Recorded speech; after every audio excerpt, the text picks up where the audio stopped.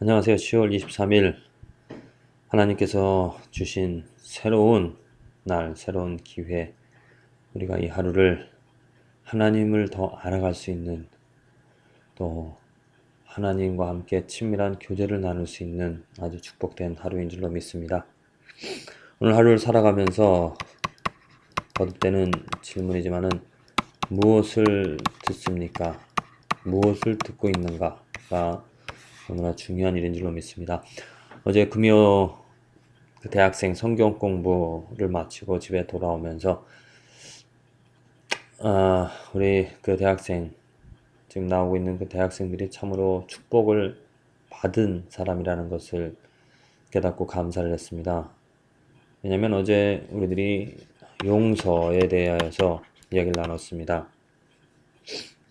하나님이 우리를 어떻게 용서를 하셨는지, 우리가 절대로 하나님 앞에 나아갈 수 없고 우리들의 죄로서 하나님 앞에 장벽이 되어진, 하나님과 단절이 되어진, 나가고 싶고 하나님을 경배하고 싶고 하나님을 알고 싶고 하나님을 섬기고 싶은 그런 것 욕망이 있다 하더라도 우리는 절대로 하나님께 나아갈 수 없는 장벽이 있기 때문에, 막힘이 있기 때문에, 곧 용서함을 받지 못하였기 때문에. 그런데 하나님께서 스스로 그 아들을 예수 그리스도를 보내주셔서 그 예수로 말미암아 그 장벽을 허물어 주셨습니다. 그리고 우리들을 용서해 주신 것이죠. 하나님께 우리는 용서를 받고 이제 하나님께로 달려갈 수 있고 하나님을 소유할 수 있는, 하나님을 내 마음에 간직할 수 있는, 하나님을 알아갈 수 있는, 하나님을 예배할 수 있는 그런 축복을 우리가 받았다라는 것.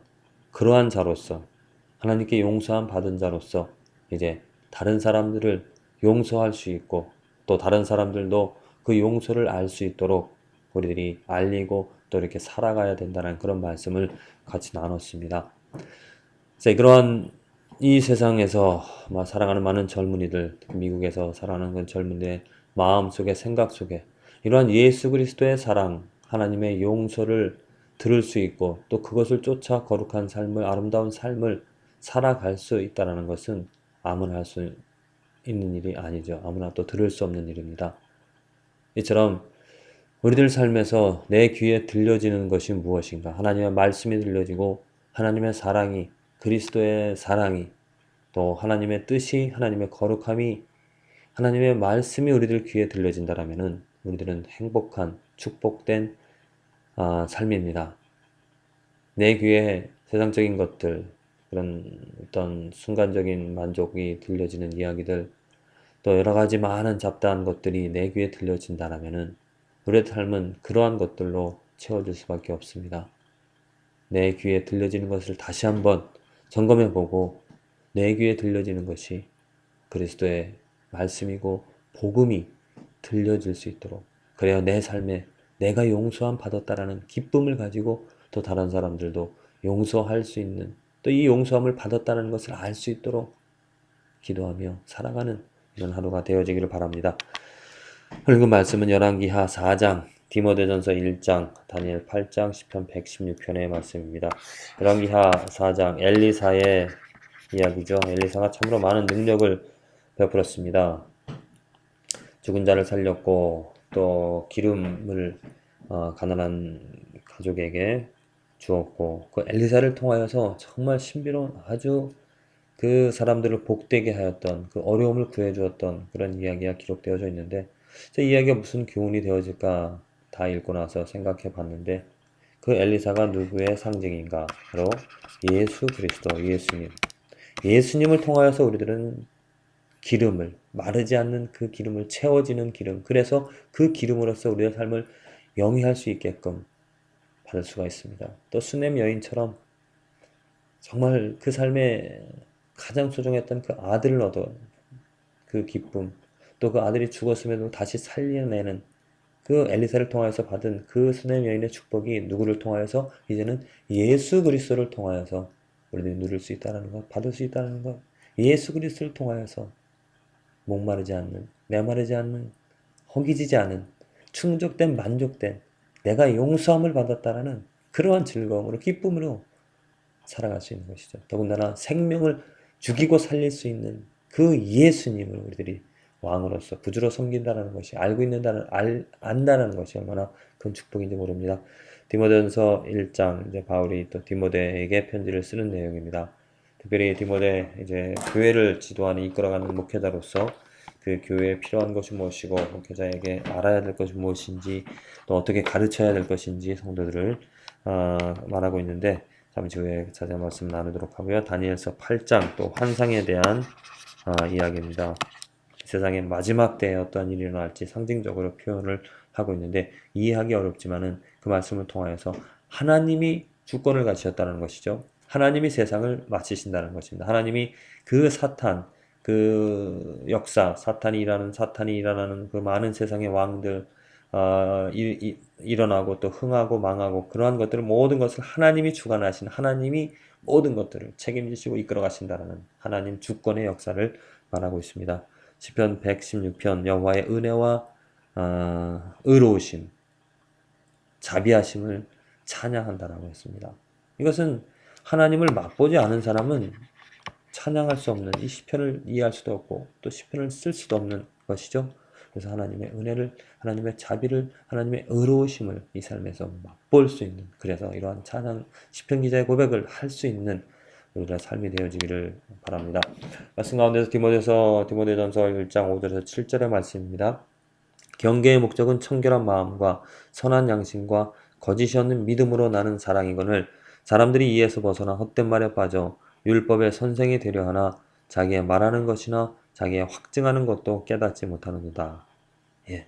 지금 바울이 디모데 교인들에게 지금 말하는데 이 경계의 목적, 지금 이 편지를 어떻게 보면 쓰는 목적, 또 뭘 하라 말라, 행하라, 이것을 하라, 이것을 저것을 하라라고 이렇게 말하는 그러한 목적, 이렇게 바울에게 알려주는 또 많은 교회 지도자들이 지금 이제 바울이 디모데에게 말하면서 많은 잘못된 사람들이 잘못된 교훈에 빠져서, 잘못된 교리에 빠져서 잘못된 것을 들음으로 또 그것을 행하게 함으로 또 행함으로써 어두움에 빠져 있는 그런 사람들을 말합니다.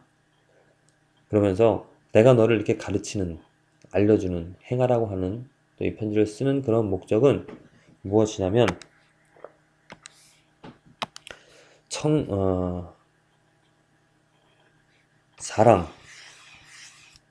사랑을 갖게 하려고 한다는 것이죠. 사랑. 우리들에게 이 사랑이라는 것은 너무나도 중요합니다. 많은 사람들이 사랑이 많은 교회, 정말 끈적끈적한 서로의 관심과 기도하며 사랑을 할 수 있는 그러한 그러한 교회를 원하죠. 또 사랑이 많은 가정을 또 원합니다. 또 사랑이 많은 남자친구나 여자친구, 애인을 만나서 서로 사랑하고 사랑에 빠져서 결혼하기를 원합니다. 삶은, 우리나라 말 단어가 참 좋은데, 삶은 사랑하면서 살아가는 것이 삶이죠. 사랑이 너무나 중요한 것인데 하나님께서도 우리들을 사랑하기 때문에 예수 그리스도를 주신 것이죠. 그러면 그 사랑을 알고 행하는 것이 중요합니다. 그런데 죄된 인간이 과연 사랑할 수 있을까요? 죄된 인간이 사랑하는 것은 이기적인 사랑밖에 할 수밖에 없습니다.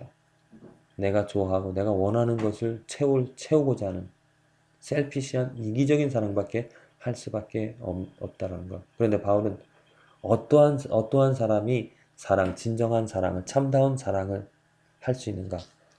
청결한 마음과 선한 양심, 그리고 거짓이 없는 믿음을 가진 사람이 사랑할 수 있다라고 말하는 것이죠.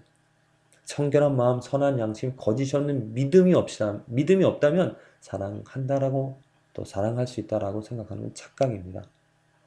이러한 청결한 마음과 선한 양심과 거짓이 없는 믿음이 없이 하는 사랑은 헛된, 거짓된 사랑이고 위선, 이기적인 사랑이 되어질 수 있습니다.